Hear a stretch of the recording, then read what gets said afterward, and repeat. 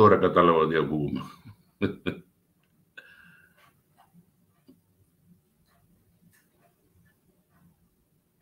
Για μου δω. Ναι. Να πω την καλησπέρα στους αγαπητούς ακροατές. Εκείνο που... Ναι. Απλά, κύριε Τόνι, καλησπέρα. Εδώ πέρα γίνεται της κακομοίρας. Δεν ξέρω γιατί μ' αγαπάει πάρα πολύ το ίντερνετ. Ξεκινάω με μία μικρούλα είδηση. Γεια σας, κυρία Κωνσταντινιά. Με μία μικρούλα είδηση που είναι μία γαλλική εταιρεία που λέγεται Ingenico, ξέρω εγώ κάπως έτσι. Αυτή είναι κατασκευάστρια εταιρεία της Γαλλίας, φτιάχνει τα POS που λέμε, αυτά που τα χρησιμοποιείς για να κάνεις τις συναλλαγές σου με κάρτα. Αποσύρθηκε από την αγορά της Ρωσίας, θέλοντας να ακολουθήσει το πνεύμα της Γερμανίας, της Αμερικής, γενικά όλων αυτών που έχουν βάλει τρικλοποδιά στην Ευρωπαϊκή Ένωση και σε αρκετά άλλα κράτη της Δύσης. Αυτό δημιουργεί μεγάλο πρόβλημα στη Ρωσία ως προς το θέμα των αγορών. Έχει αναξιόπιστα πώς ρωσικά κατασκευασμένα, με πολλές ατέλειες. Ο μόνος τρόπος που χρησιμοποιούν πλέον είναι με την ανέπαφη συναλλαγή με τα smartphones και έχουν αρχίσει και κάνουν συμφωνίες να παίρνουν πώς κατασκευασμένα κινέζικα, που και αυτά βέβαια έχουν τις κάποιες ελλείψεις έναντι της δυτικής τεχνολογίας.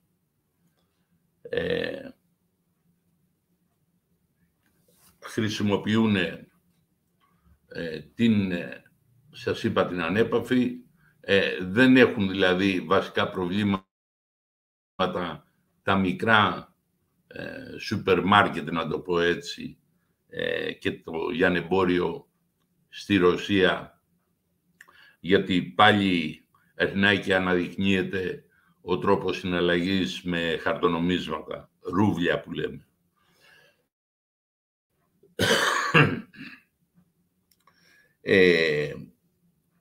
Πλέον εκείνο που δείχνει, και θα σας εξηγήσω μετά την επικεφαλίδα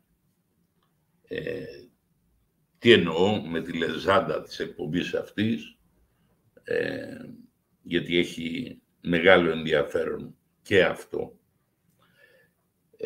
Θα πάω στη Ρωσία ακόμα,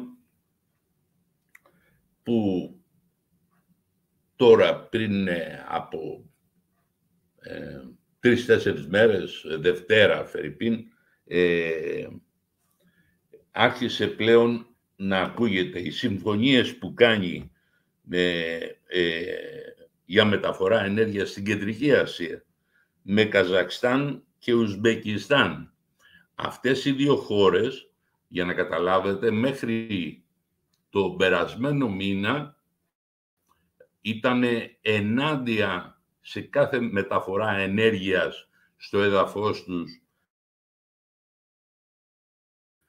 από τη Ρωσία. Και πάλι, όπως ξέρετε, για το λαό του καθενός από τα δύο κράτη,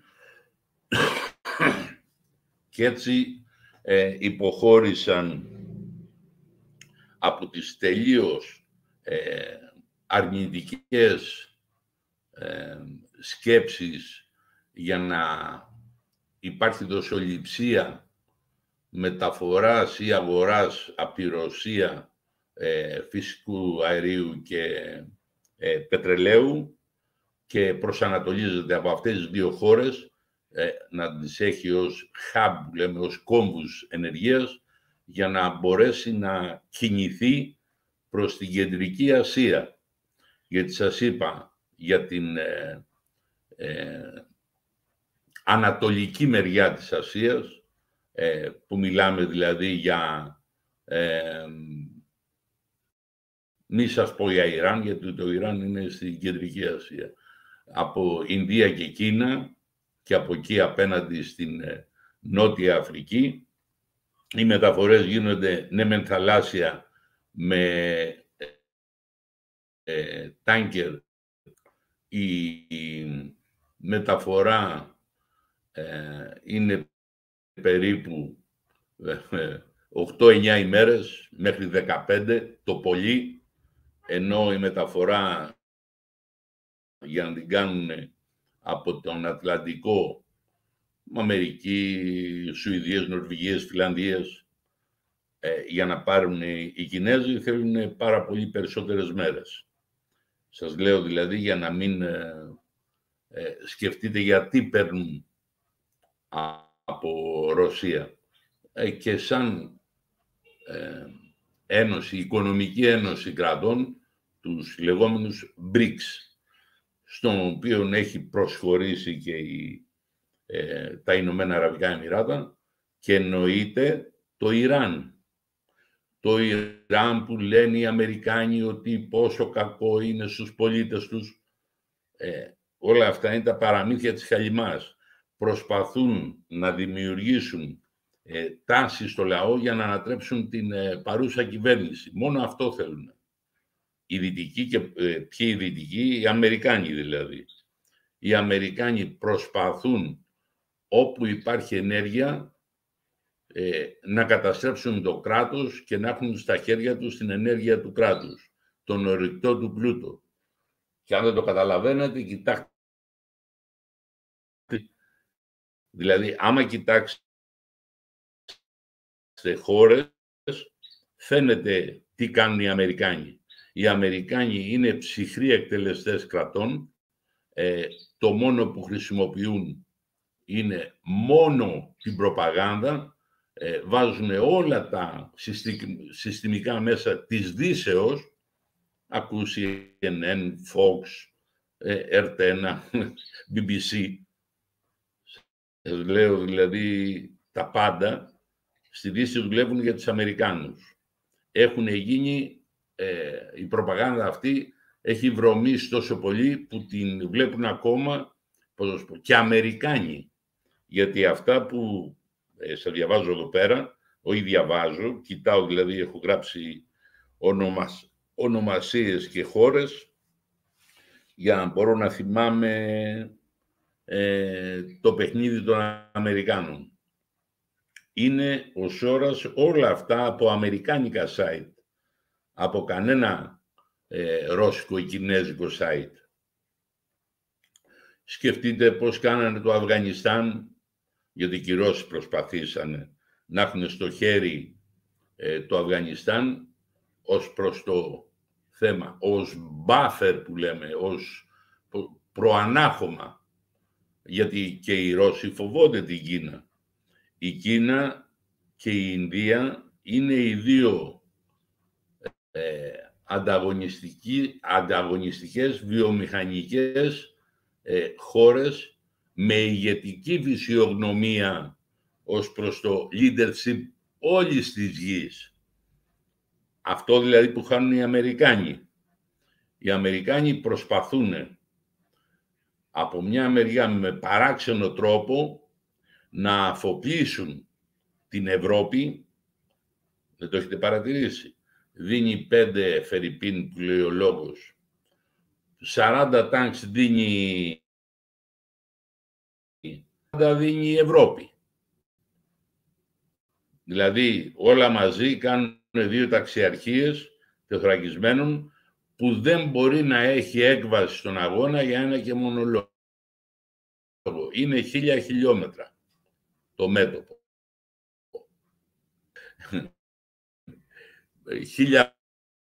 1500 χιλιόμετρα πόσο βγαίνει για το υπόλοιπο και θα φτάσουν μέχρι την υπερδνηστερία οι Ρώσοι. Το έχουν πει στα ίσα και το εφαρμόζουν. Αν έχετε παρατηρήσει τις μέχρι το Κίεβο και πολλές υποδομές που συνορεύει με Πολωνία, Ρουμανία, υπερδνηστερία και κοντά Γερμανία. Όλα αυτά γιατί τα έκανε? Για να μην μπορούν να περάσουν εύκολα και τα πολεμοφόδια που θέλουν ο δυτικός κόσμος και να μην μπορεί να έχει ο στρατός την άνεση της ηλεκτρικής ενέργειας, ούτως ώστε να έχει, γιατί χτυπάει και τα κέντρα διοίκησης το ρώσικο στρατιωτικό σύστημα, να το πω. Πλέον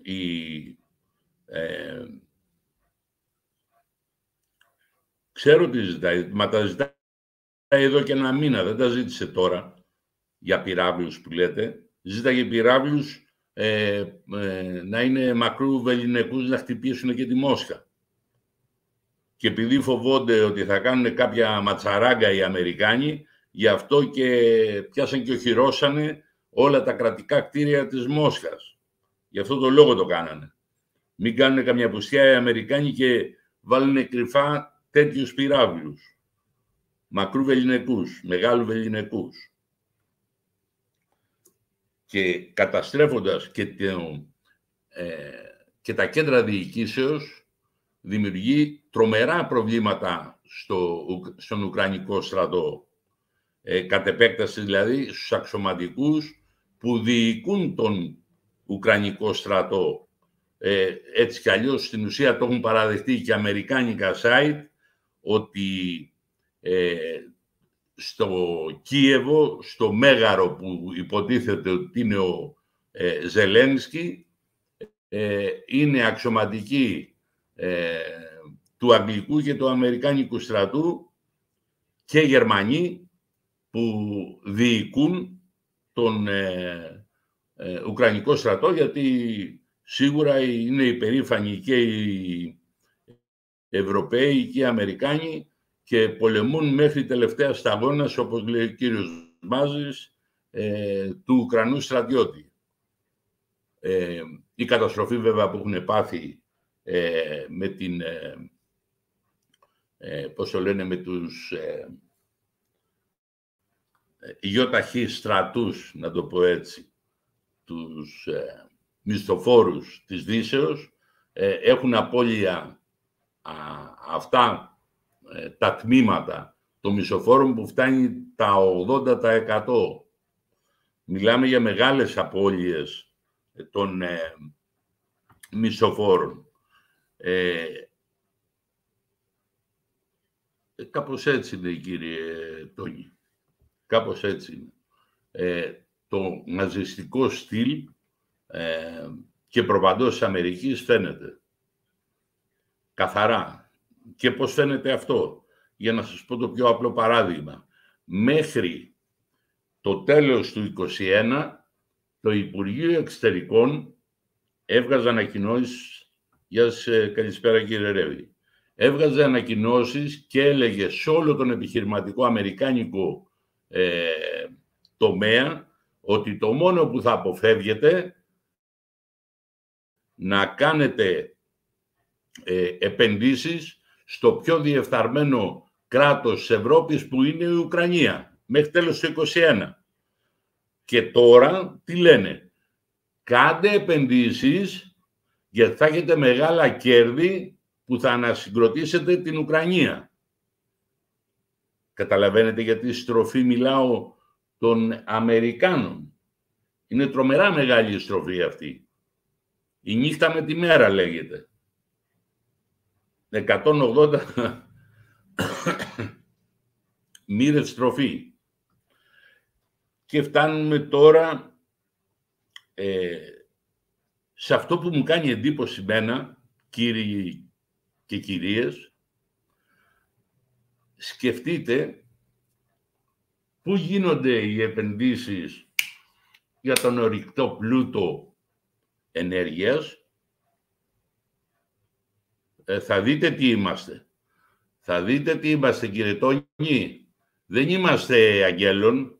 Είμαστε αφρικανική χώρα. Θα το δείτε πιο μετά.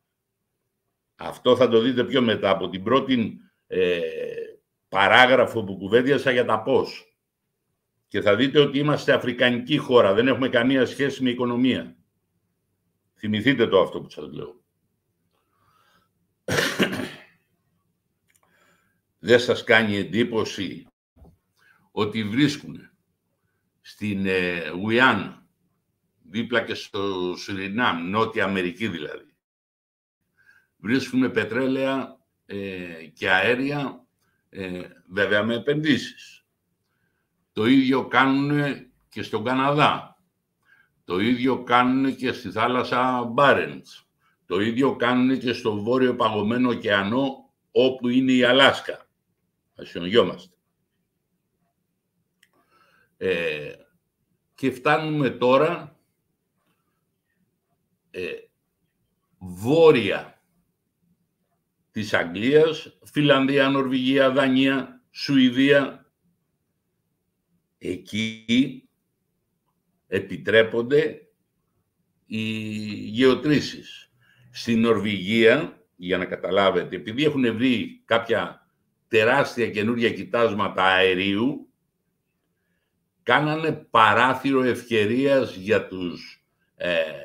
για τις εταιρείες τις νορβηγικές, μην καθίσω και απαριθμίσω, σας λέω νορβηγικές εταιρείες του εξόρυξης αερίου και πετρελαίου με μη φορολόγηση. Δεν σας κάνει εντύπωση όμως ότι φορολογούν όλα τα παράλια της Ευρώπης? Ο μόνος που δεν είναι στην Ευρώπη είναι η Αγγλία, το Ηνωμένο Βασίλειο. Το φορολογούν 35%. Η μόνη εξαίρεση της Ευρωπαϊκής Ένωσης είναι η Κύπρος. Δεν σας κάνει εντύπωση? Το Ισραήλ έβγαλε, η Αίγυπτος έβγαλε, η Λιβύη έβγαλε. Και η Συρία έχει, αλλά δεν την αφήνουνε. Φτωχοποιούν όλη την Ευρώπη, εκτός από την Κύπρο. Γιατί? Για να καταλάβετε πόσο πολύ παίζει γεωπολιτική, πόσο καθάρματα είναι οι Γερμανοί και οι Αμερικάνοι. Το μεγάλο πλυντήριο είναι η Τουρκία, κύριε Τόνι. Η Κύπρος έγινε πολύ μικρό πλυντήριο. Δεν είναι όπως ήταν. Εγώ ζούσα εκεί πριν από την Ευρωπαϊκή Ένωση και μετά όταν έγινε η Ευρωπαϊκή Ένωση. Τα έχω ζήσει όλα. Έχω ζήσει 2 αλλαγές. Μία στην Ελλάδα και μία στην Κύπρο μετά. Να ξέρεις. Και ξέρω πώς παίζονταν το παιχνίδι. Γιατί γίνεται αυτό? Γιατί θέλουν να εξαναγκάσουν ακόμα και τη Λιβύη να πάει Αίγυπτο, Λίβανος, ξέρω εγώ ποιος βγαίνει ενδιάμεσα, όχι, Λίβανος βγαίνει πιο μετά. Να πάνε Αίγυπτο, Ισραήλ, από εκεί να ανέβουν πάνω Κύπρο μεριά και να φτάσουν Τουρκία. Δηλαδή προσπαθούν όλοι να κάνουν ενεργειακό κόμβο, οι φίλοι μας οι Γερμανοί και οι φίλοι μας οι Αμερικάνοι λέω, να κάνουν ενεργειακό κόμβο την Τουρκία. Γι' αυτό δεν μας αφήνουν ακόμα να κάνουμε τίποτα. Ακούει τις διαταγές ο δικός μας πολιτικός νάνος πρωθυπουργός κύριος Κούλης, υπακούει, έκανε ή έδωσε αδειοδότηση σε 2 εταιρείες και αυτές οι εταιρείες που φύγαν από την Ελλάδα δεν ξαναέκανε αδειοδότηση. Ξέρετε ότι το Λεβιάθαν που βρήκανε της Αιγύπτου Ισραήλ που φτάνει μέχρι την Κρήτη ήταν από οικόπεδο που άφησε δεν θυμάμαι την εταιρεία, και αυτή η εταιρεία ξαναπήρε το οικόπεδο, ξαναέκανε το οικόπεδο η Αίγυπτος και έτσι βγήκανε το Λεβιάθαν.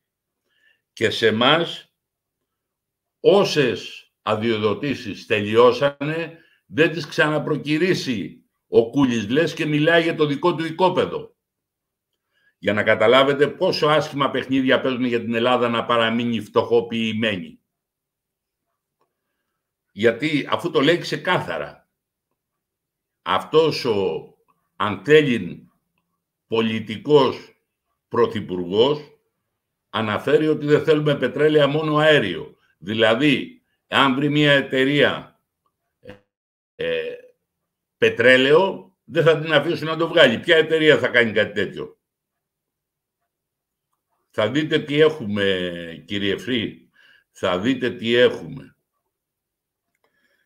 Και η Νορβηγία έχει μέχρι το 2035 το παράδεισο, να το πω έτσι, του αερίου, που θα συνεισφέρει στο 46% της ενέργειας στην Ευρώπη. Για να καταλάβετε πόσο άσχημα πολιτικά παιχνίδια παίζουν αυτή τη στιγμή, λέει, οι ηγέτες της Ευρωπαϊκής Ένωσης. Και μετά μιλάνε μόνο για το λιλί της Αλληνής, της Καηλή. Ενώ είναι μπλεγμένοι όλοι. Είναι μπλεγμένοι και σφυράνε αδιάφορα και κοιτάνε προς τα πάνω. Ενώ ξέρουν ότι έχουμε αποθέματα, έχουμε κοιτάσματα, το ξέρει όλη η Ευρωπαϊκή Ήπειρος, η Αγγλία, η Αμερική, οι πάντες. Η Γερμανία έχει λυσάξει να μην βγάλουμε ούτε αέριο. Οι Αμερικάνοι έκαναν τις δικές τους ενέργειες από το να αποκλείσουν την Τουρκία να πάρει κατευθείαν από τη Λιβύη τον αγωγό. Γιατί έτσι θα έμενε απ' έξω το Ισραήλ και η Αίγυπτος. Και θα κάνανε αυτοί το δικό τους. Δηλαδή θα γινόταν μεγάλη αναταραχή. Λέω δηλαδή τις δικές μου, αυτά που πιστεύω εγώ. Και φτάνουμε τώρα σε εκείνο που λέγα προηγουμένως για τα τεθωρακισμένα. Δηλαδή, ο Μπάιντεν, το ΝΑΤΟ δηλαδή, γιατί ο Μπάιντεν, το ξέρουν και οι ίδιοι Αμερικάνοι, το μυαλό του δεν φτάνει να σκεφτεί αν πρέπει να σκουπιστεί μετά από χέσιμο. Με συγχωρείτε για το άσχημο της εκφράσεώς μου, αλλά είναι ένας άνθρωπος, πώς να το πω, που χρήζει νοσηλείας ιατρικής, για δεν είναι ικανός να κυβερνήσει και το ξέρει όλη η Αμερική. Ας κλείνουν τα μάτια τους. Γιατί μια ζωή θα ψάχνει να βρει τους συνεργάτες που έχουν πεθάνει 6 μήνες πριν, θα λέει ότι είναι καθηγητής πανεπιστημίου, ενώ δεν έχει κάνει ποτέ σε συγκεκριμένο πανεπιστήμιο. Μετά δεν θα θυμάται καν τα απόρριτα έγγραφα που βρήκανε στον γκαράζ του διαμερίσματος που είχε, μιας κατοικίας, ή σε ένα γραφείο σε πανεπιστήμιο. Απόρριτα έγγραφα. Για να καταλάβετε πόσο ξεπουλημένα είναι όλα αυτά. Και τι θα κάνει? Θέλει δηλαδή να στείλει 2 ταξιαρχίες η Αμερική, το ξέρω, από αυτό κινδυνεύω κι εγώ, γιατί κι εγώ γέρος είμαι. Από αυτά τα 2 κινδυνεύω, κύριε Φρύ, να ξέρετε. Θέλει να στείλει 2 ταξιαρχίες τεθωρακισμένων, που στην ουσία δεν έχουν καμία σημασία για την έκβαση της εισβολής, θέλετε να πείτε, της εισβολής αυτής της μάχης με τη Ρωσία και η Ουκρανία. Εκείνο που φοβόνται οι επίσημοι του Πεντάγωνου και οι πολύ υψηλόβαθμοι πρώην και νυν στρατιωτικοί της Αμερικής, ότι ετοιμάζεται μέσα στο Φλεβάρι, όχι Απρίλιο και Μάιο που λένε, γιατί τότε πάλι είναι λάσπη τα εδάφη.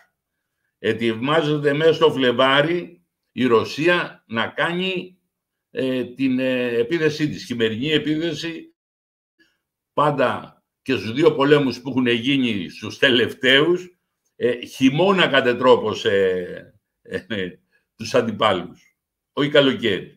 Χειμώνα, γιατί μπορεί να κινηθεί η Ρωσία. Αυτό που δεν μπορούν να κάνουν πολλοί άλλοι στρατοί. Και έχει κάνει ανασύνταξη δυνάμεων σε όλα τα μέτωπα, στα μέτωπα που λέει πώς το λένε, New York Times, που λένε ότι χάνει η Ρωσία, κερδίζει ο Ζελένσκι, καμία. Μα καμία αλήθεια.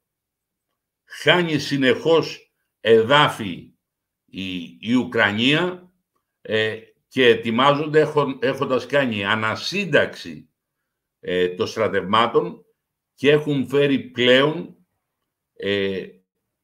σύγχρονα οπλικά συστήματα και το απέδειξαν και με τα ντρόν που προμηθεύονται, που φτιάχνουν, που διασκευάζουν οι Ρώσοι, και με τα ντρόν και με τις έξυπνες βόμβες και με τους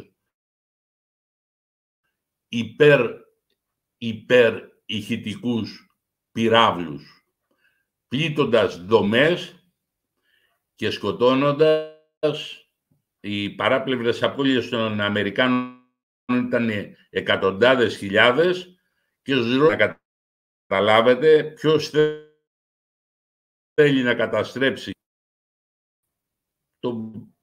το λαό, δηλαδή ενός κράτους, και ποιος δεν το σέβεται. Όταν οι Αμερικάνοι σε όποιο κράτος μπήκανε μέσα, το ισοπεδώσανε παρέα με το λαό. Αυτό που δεν κάνουν οι Ρώσοι. Γι' αυτό χρησιμοποιούν έξυπνα όπλα με στόχους ακριβίας και έτσι δεν κινδυνεύει ο λαός όπως κινδυνεύει με τους Αμερικάνους. Και καλά του η απάντησε Ρώσος στην ανώτερη βαθμίδα την πολιτική, και νομίζω ήταν ο Λαυρόφ, που είπε οι Αμερικάνοι έχουν καταστρέψει έθνος με πυρηνικές βόμβες, όχι η Ρωσία. Έχει αποδείξει ότι το χρησιμοποιεί σαν ψυχρός εκτελεστής αυτό το όπλο. Οι Ρώσοι έχουν, όπως και οι Ισραηλινοί, έχουν ένα δόγμα, το δόγμα Σαμσόν. Εάν πας να με καταστρέψεις, αυτό λένε οι Ρώσοι. Δηλαδή, βοηθάς που βοηθάς, δηλαδή ξύνεσαι στην κλίτσα τσοπάνι που λέμε εμείς, στο χωριό μας, εάν δω ότι χάνω, θα σε πάρω μαζί μου. Και αυτό το ξέρουν οι Αμερικάνοι, ότι έχει το δόγμα Σαμσόν και η Ρωσία και το Ισραήλ. Είδατε, σας βάζω και δυτική χώρα, για να μην μπερδεύετε ότι μόνο τρελός είναι ο Ρώσος. Είναι και οι δυο μαζί τρελοί.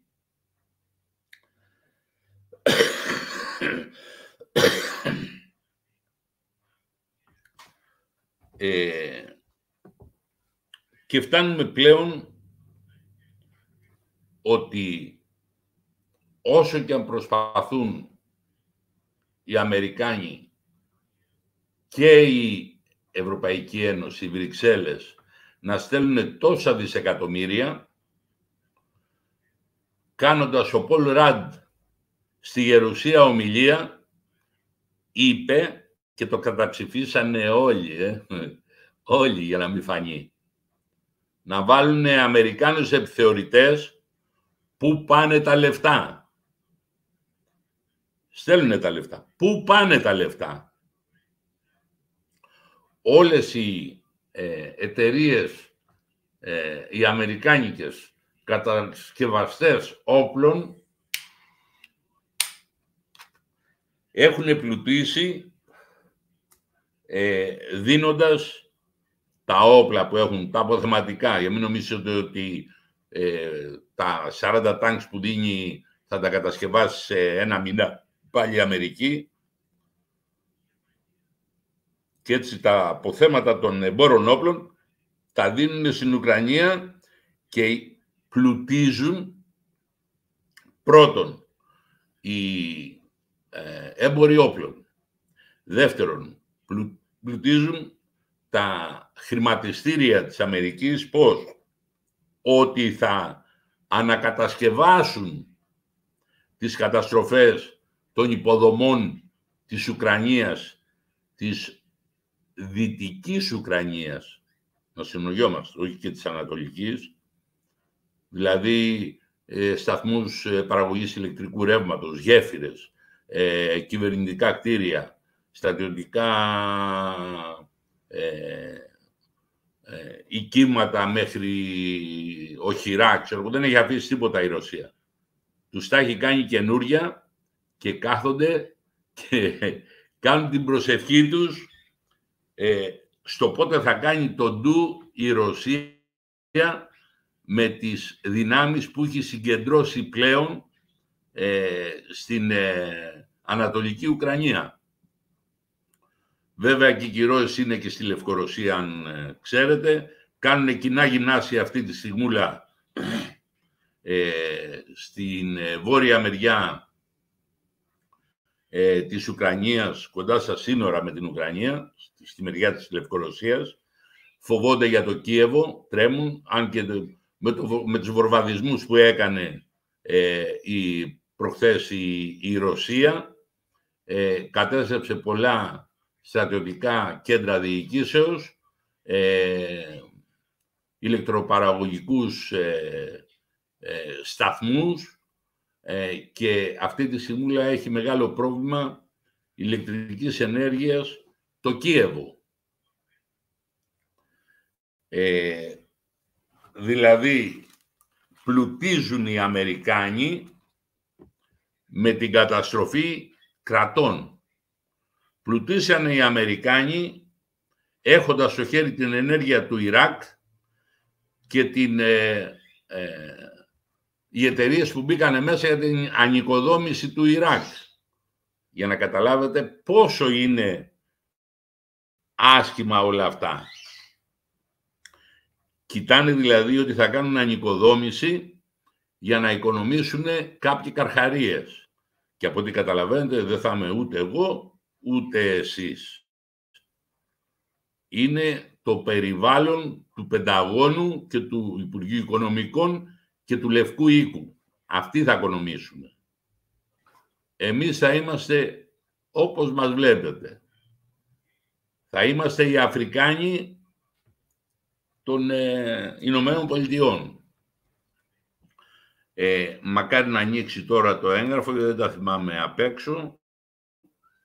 Αν ανοίξει, θα σας πω περισσότερα. Αν δεν ανοίξει, θα σας πω λιγότερα. Για το θέμα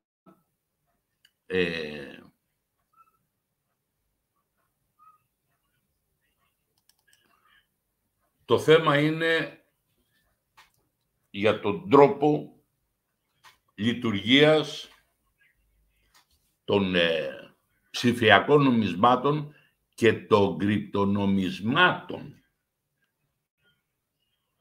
Έλα που έχει κάνει το τραπεζικό σύστημα του Rothschild, της Αμερικής, να το πω έτσι, έχουν κάνει την κομπίνα,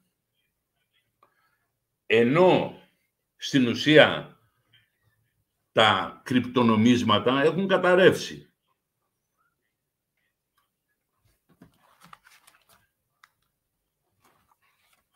Προσπαθώ τώρα να ανοίξω την σελίδα να καταλάβετε, γιατί δεν τα θυμάμαι απ' έξω.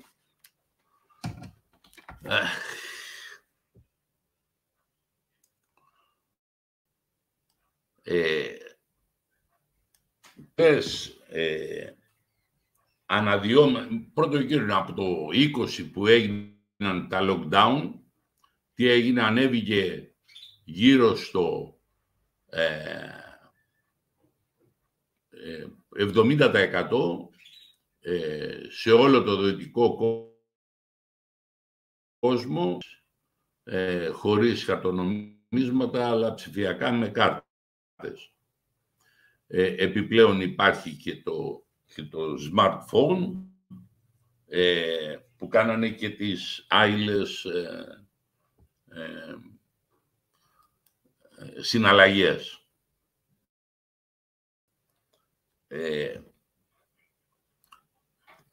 Και τι γίνεται? Ότι χρησιμοποιώντας αυτό το σύστημα, το FinTech, έτσι το ονομάζουν, δεν ξέρω ακριβώς τι είναι, αυτό θέλει ψάξιμο. Χρησιμοποιούν πολλές επιλογές πληρωμών με αυτόν τον τρόπο και προπαντός σε αναπτυσσόμενες χώρες, όπως είναι οι αφρικανικές και κάποιες, ας πούμε, στο Βιετνάμ. Το χρησιμοποιούν πολύ αυτό το σύστημα. Για ποιο λόγο? Γιατί παίζουν στοιχήματα πολλά. Όπως λέμε υπόδρομος, αλλά εκεί έχουν άλλα. Κοκορομαχίες, σκυλομαχίες, έχουν διαφορετικά είδη. Εκεί βάζουν μέχρι και 2 σκορπιούς να τσακώνονται και παίζουν στοιχήματα. Και ως προπαντός στην Αφρική, ως νομίσματα που τα πληρώνουν οι κεντρικές τράπεζες, δέχονται μέχρι και τα κρυπτονομίσματα, τα bitcoin, προσπαθώντας, αν δεν το έχετε καταλάβει, να τους έχουν δεμένους με τα, δηλαδή αγοράζω τώρα, πληρώνω αργότερα. Αυτό που λένε και εδώ το λένε. Και στο Ελλάδα, την Ελλάδα που θεωρούν ότι είναι ένα θαύμα του δυτικού κόσμου, ότι ανέβηκε, έχει ανάπτυξη και τα λοιπά, με τι? Με τι έχει ανάπτυξη? Πουθενά δεν έχει ανάπτυξη, γιατί μας κοιτάξουν το ισοζύγιο τρεχουσών συναλλαγών. Να δούνε ότι είναι πόσο μείον. Και για ποιο είναι τόσο μείον? Γιατί εισάγουμε, δεν φτιάχνουμε τίποτα. Μόνο οι εισαγωγές είμαστε. Και με αυτόν τον τρόπο βάζουν στο χέρι και την Αφρική, τους λαούς ενώ της Αφρικής, για να καταλάβετε, η κάθε αναδυόμενη επιχείρηση στην Αφρική, να καταλάβει, οι αφρικάνικες καινούργιες επιχειρήσεις πήρανε 4,85 δισεκατομμύρια δολάρια. Για να καταλάβετε, είναι από το, πήρε το μεγαλύτερο κομμάτι από κάθε άλλο κλάδο επιχειρήσεων, ο κλάδος των νέων επιχειρήσεων το 2022 στην Αφρική. Γιατί προσπαθούν να υιοθετήσουν επίτηδες το κρυπτονόμισμα για, πώς το λένε, για μικροπιστώσεις, ας το πούμε, στο μπαγκάλικο της γειτονιάς, πώς το πω αλλιώς. Αγοράσετε τώρα που λέμε και πληρώστε αργότερα. Για να καταλάβετε ότι σύμφωνα με την Παγκόσμια Τράπεζα, περίπου το 1,4 δισεκατομμύρια ενήλικες δεν είχαν τραπεζικό λογαριασμό μέχρι τον Ιούνιο του 2022. Και για να αυξήσουν την, πώς το λένε, η διείσδυση των τραπεζών, και εκεί που δεν υπήρχαν οι τράπεζες, κάνανε αυτό το σύστημα και έτσι ανέβηκε το ποσοστό στο 76% για να υπάρχει πρόσβαση.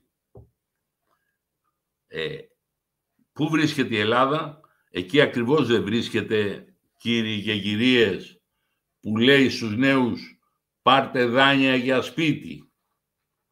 Ενώ ξέρουν, οι νέοι πληρώνουν 400 ευρώ το μήνα. Πώς θα το ξεπληρώσουν το δάνειο? Θα πάρουν έπιπλα, θα πάρουν ή θα ξεπληρώσουν το δάνειο? Για να καταλάβετε πόσο πολύ έχουν μειώσει τη δυνατότητα και των νέων να μπορέσουν να έχουν μέλλον μπροστά τους και να κάνουν σχέδια. Το μόνο που κάνουν είναι να καταφέρουν να φτωχοποιούν μεγάλη μερίδα των ευρωπαϊκών χωρών και προπαντός της Ελλάδος με το ίδιο, η Ελλάδα είναι με το ίδιο σύστημα το αφρικάνικο, γι' αυτό είπε είμαστε αφρικανική χώρα.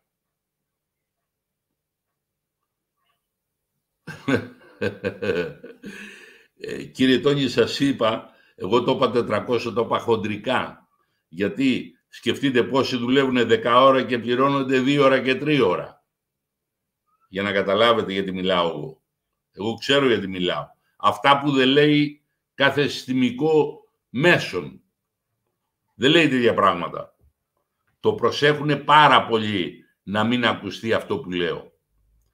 Και να ξέρετε, η δυνατότητα στο να πάρετε δάνειο είναι μόνο αν χρεώσουν και το τρισέγγονό σας. Αλλιώς δάνειο δεν έχει. Για να ξέρετε. Η μεγαλύτερη δύναμη που αναπτύσσεται, να ξέρετε, αυτή τη στιγμή οικονομική, είναι η Ινδία. Όχι η Κίνα, η Ινδία. Και ο λόγος,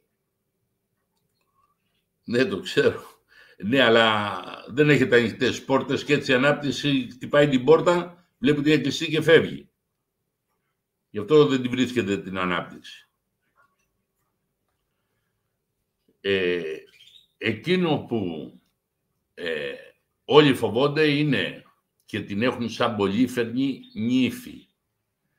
Και η Ρωσία, αλλά έχουν και μακροχρόνιες σχέσεις Ινδία-Ρωσία, και η Κίνα και η Αμερική. Γιατί η διαφορά με τις 3 χώρες που θέλουν την Ινδία έχουν γερασμένο εργατικό δυναμικό, ενώ η Ινδία έχει ολόφρεσκο νεανικό πληθυσμό. Γι' αυτό και θέλει να μας ανταλλάξει να καταλάβετε, κύριε Τόνι. Γι' αυτό έκανε συμφωνία με το Πακιστάν εκείνος ο Μηταράκης, που δεν ξέρει κανείς από πού κρατάει η σκούφια του και τον φέρανε από Αγγλία. Όπως φέρανε τον άλλον, πώς το λένε, του ΣΥΡΙΖΑ. Εκείνο το θεριό με τη φωνή την ωραία, που τον κάνει υπουργό οικονομικών μετά το Βαρουφάκη. Δεν θυμάμαι το όνομά του. Αλλά εκείνο που παρατηρώ και μ' αρέσει είναι ότι κανένα εξοκοινοβουλευτικό κόμμα, δεν βάζω της Βουλής, για της Βουλής έχουμε κυβέρνηση και την Χιονάτη. Η Χιονάτη και οι 300 πολιτικοί νάνοι. Τσίου στα κλαράκια σαν φλόρι και καρδερίνες. Κανένα εξοκοινοβουλευτικό κόμμα δεν βγαίνει να διοργανώσει κάτι έστω με τους υποψηφίους του στο Σύνταγμα. Βγάζουν τώρα τη Χρυσή Αυγή που δεν ξέρεις από πού κρατάει η σκούφια τους, και αν είναι Χρυσή Αυγή δεν ξέρεις. Βγάζουν τους νέους που είναι για το δίκαιο του Ρόλεξ και δεν βγαίνουν τα εξοκοινοβουλευτικά κόμματα που κάθονται και μετράνε ψηφαλάκια ενώ γίνεται συνταγματική εκτροπή και δεν βγάζουν με τους υποψηφίους τους να πάνε να συγκεντρωθούν έξω από τη Βουλή και να πούνε πόθεν έσχες τα 150 σπίτια που είχε ο καθένας μέσα στη Βουλή? Από ποιο φουκαρά Έλληνα το πήρες γιατί τα έχεις τάξει μιτσικότσι με τα φαντς που έχετε δημιουργήσει εσείς πολιτικοί? Με την ανοχή τους συμμετέχουν σαν τον Μπάτσι, σαν τον Καπάτο, σαν την άλλη μία δικηγόρο βουλευτής κι αυτή? Το καταλάβατε? Τους βάζω όλους. Και οι εξοκοινοβουλευτικοί όλο λαλά μπλα μπλα και θα είναι.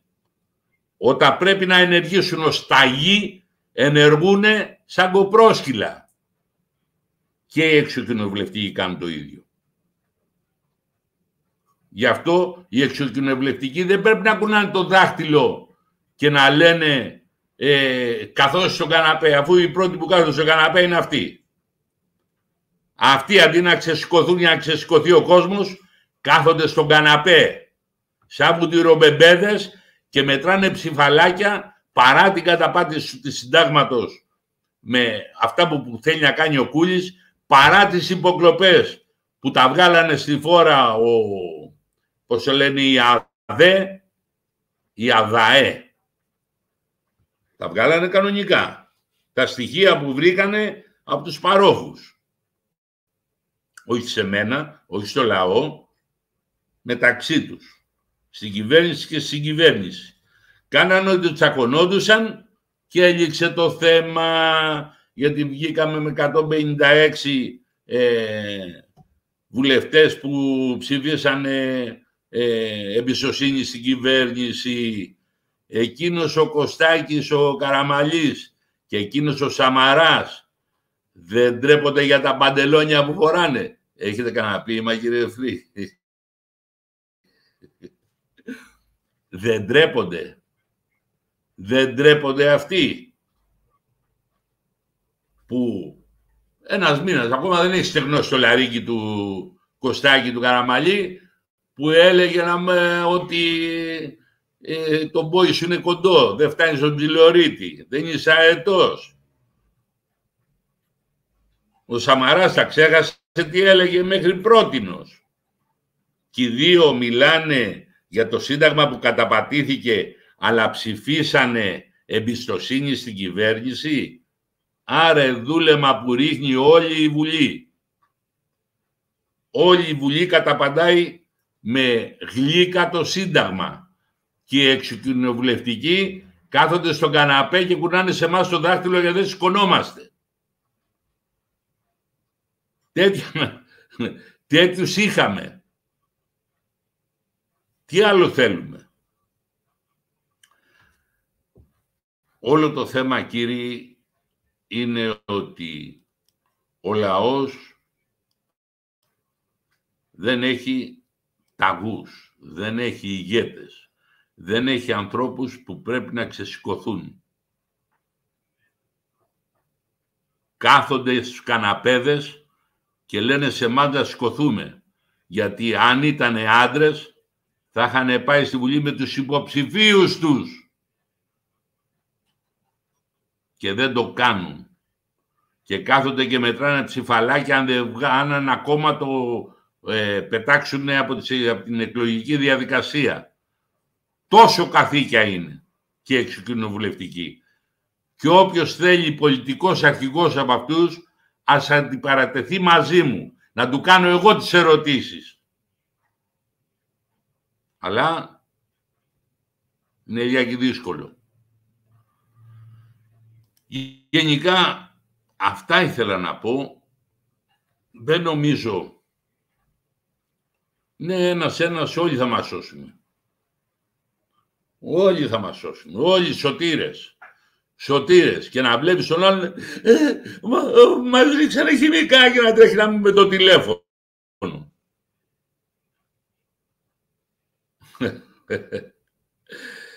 Εντάξει, κύριε Φρύ, απλά θα ήθελα όταν έσουμε να καταλάβουμε τι καθήκια είναι αυτά. Και τώρα λέω καληνύχτα.